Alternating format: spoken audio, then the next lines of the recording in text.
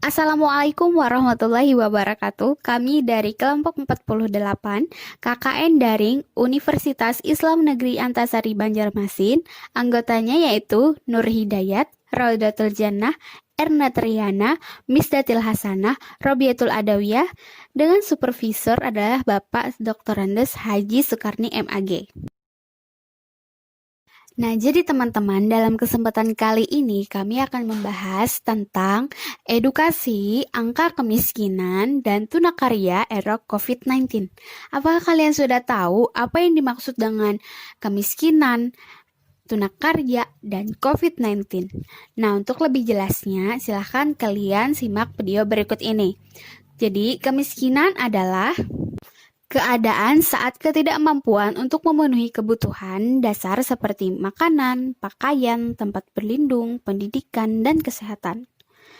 Pretsma dan Penning mengungkapkan bahwa kemiskinan adalah ketidakmampuan individu untuk memenuhi kebutuhannya baik yang bersifat material maupun non-material.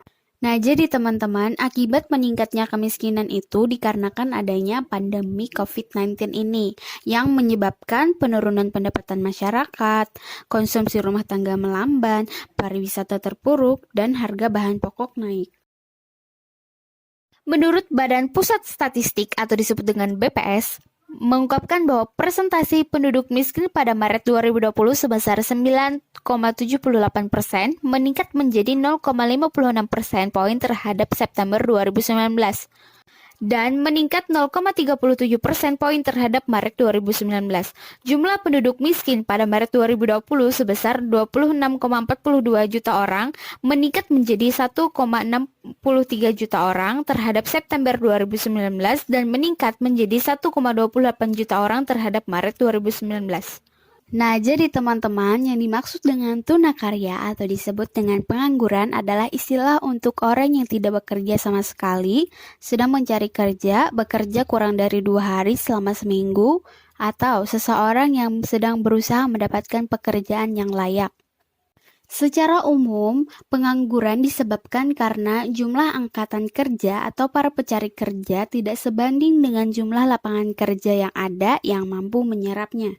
Jenis pengangguran berdasarkan jam kerja dibagi menjadi 3. Yang pertama, pengangguran terselubung adalah tenaga kerja yang tidak bekerja secara optimal karena suatu alasan tertentu.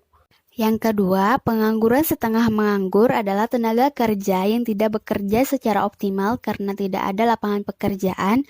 Biasanya, tenaga kerja setengah menganggur ini merupakan tenaga kerja yang bekerja kurang dari 35 jam selama seminggu. Yang terakhir, pengangguran terbuka adalah tenaga kerja yang sungguh-sungguh tidak mempunyai pekerjaan. Pengangguran jenis ini cukup banyak karena memang belum mendapatkan pekerjaan padahal sudah berusaha secara maksimal. Kemudian, jenis pengangguran berdasarkan penyebab terjadinya dibagi menjadi 9 macam. Yang pertama, pengangguran friksional adalah pengangguran yang disebabkan adanya kesulitan pertemukan antara pihak yang membutuhkan tenaga kerja dengan pihak yang memiliki tenaga kerja atau angkatan kerja. Yang kedua, pengangguran struktural adalah pengangguran yang disebabkan oleh pengangguran yang mencari lapangan pekerjaan tidak mampu memenuhi persyaratan yang ditentukan pembuka lapangan kerja. Yang ketiga, pengangguran teknologi adalah pengangguran yang disebabkan perkembangan atau pergantian teknologi. Dan yang keempat, pengangguran teknikal adalah pengangguran yang disebabkan kemunduran ekonomi yang menyebabkan perusahaan tidak mampu menampung semua pekerja yang ada. Nah, kemudian pengangguran musiman adalah pengangguran akibat siklus ekonomi yang berfluktuasi karena penggantian musim. Pengangguran setengah menganggur adalah pengangguran di saat pekerja yang hanya bekerja di bawah jam normal atau sekitar 7-8 jam per hari. Pengangguran keahlian adalah pengangguran yang disebabkan karena tidak ada lapangan kerja yang sesuai dengan bidang keahlian. Dan yang terakhir, pengangguran total adalah pengangguran yang benar-benar tidak mendapat pekerjaan karena tidak adanya lapangan kerja atau tidak adanya peluang untuk menciptakan lapangan pekerjaan. Pengangguran pada tahun 2020 ini disebabkan karena ada pandemik.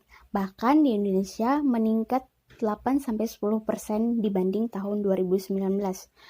Nah, Dengan adanya pandemi COVID-19 ini, Indonesia menerapkan kebijakan pembatasan sosial berskala besar atau disebut dengan PSBB yang mana menghambat kegiatan produksi dan ekonomi. Yang mana mengakibatkan banyak terjadi PHK dan perusahaan berhenti beroperasi. Melambatnya aktivitas produksi karena PSBB dan melemahnya permintaan konsumsi dan bangkrutnya perusahaan juga menurunnya permintaan membuat banyak orang kehilangan lapangan kerja. Menurut Badan Pusat Statistik atau disebut dengan BPS mencatat bahwa jumlah pengangguran per Februari 2020 mencapai sebesar 6,88 juta orang. Jumlah ini naik menjadi 0,06 juta orang atau disebut dengan 60.000 orang dibanding Februari 2019 secara year on year. Kemudian teman-teman kita akan membahas tentang apa itu COVID-19. COVID-19 atau disebut juga penyakit virus corona adalah penyakit menular yang disebabkan oleh virus corona yang baru-baru ini ditemukan. Sebagian besar orang yang tertular COVID-19 ini akan mengalami gejala ringan hingga sedang dan akan pulih tanpa penanganan khusus. Nah, jadi cara penyebaran virus corona ini adalah dengan melalui droplet atau percikan air liur yang dihasilkan saat orang yang terinfeksi batuk, bersin, atau menghembuskan nafas. Droplet ini terlalu berat dan tidak bisa bertahan di udara, sehingga dengan cepat jatuh dan menempel pada lantai atau permukaan lainnya. Melalui video yang kami buat ini, kami menghimbau kepada seluruh masyarakat Indonesia, khususnya warga Kalimantan Selatan, agar ikut serta dalam pencegahan penyebaran COVID-19 dengan cara rutin mencuci tangan dengan air dan sabun atau hand sanitizer setelah beraktivitas di luar rumah atau di tempat umum. Jangan menyentuh mata, mulut, dan hidung sebelum mencuci tangan. Hindari berdekatan dengan orang yang sedang sakit, demam, batuk, ataupun pilek.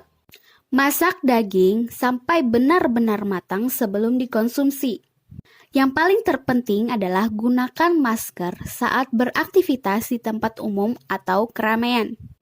Hindari berpergian ke tempat-tempat umum yang ramai pengunjung. Dan yang terakhir, tutup mulut dan hidung dengan tisu saat batuk atau bersin, kemudian buang tisu ke tempat sampah. Nah, selanjutnya teman-teman, mengenai meningkatnya angka kemiskinan dan tunakarya di era COVID-19 ini, kami menyarankan kepada seluruh masyarakat Indonesia, khususnya warga Kalimantan Selatan, agar tidak hanya mengandalkan lapangan kerja saja dan bantuan dari pemerintah, namun kita juga harus bisa menjadi seorang yang kreatif dan mampu menerka peluang usaha sebagai wirausaha, seperti halnya berjualan online, yang mana sosmed adalah bentuk komunikasi yang sering digunakan saat ini, dan juga kita harus menerapkan sikap saling membantu antar sesama yang sedang kesusahan.